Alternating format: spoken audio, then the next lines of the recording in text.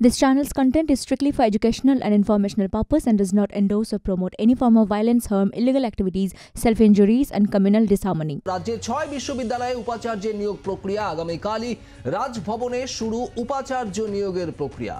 রাজ্যের দেওয়া তালিকা থেকেই 6 জনের নাম বাছা হয়েছে। 6 জনকে আগামীকাল রাজভবনে ডাকাও হয়েছে। তাদের সঙ্গে কথা বলবেন রাজ্যপাল তথা আচার্য। খবর সূত্রে দেখো, কার্যত সুপ্রিম কোর্টে যে শেষ দিনের শুনানি, সেই শুনানি পরবর্তীকালে যেটা জানা যাচ্ছে যে এক্ষেত্রে রাজ্য সরকারের যে লিস্ট দিয়েছিল সেই লিস্টের থেকে 6টি বিশ্ববিদ্যালয় যেখানে এই মুহূর্তে কোনো ভিসি নেই, সেই বিশ্ববিদ্যালয়গুলোতে ভিসি অর্থাৎ উপাচার্য নিয়োগের ক্ষেত্রে উদ্যোগী হলেন রাজ্যপাল।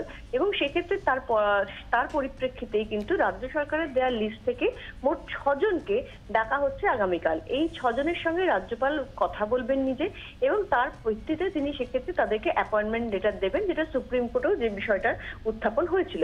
এখন এক্ষেত্রে এই যে 6 জনকে কি 6টা বিশ্ববিদ্যালয়ের দায়িত্ব দেওয়া হবে বা একজনকে একাধিক বিশ্ববিদ্যালয়ের দায়িত্ব দেওয়া হতে পারে, এই বিষয়টা কিন্তু আগামীকালই সেটা নিয়ে চূড়ান্ত সিদ্ধান্ত নেবেন রাজ্যপাল।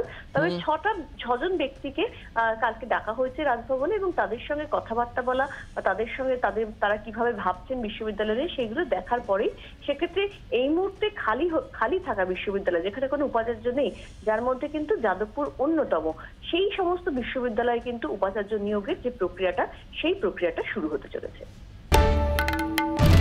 বাংলার আওয়াজ, বাঙালির আবেগ, জি 24 ঘন্টা।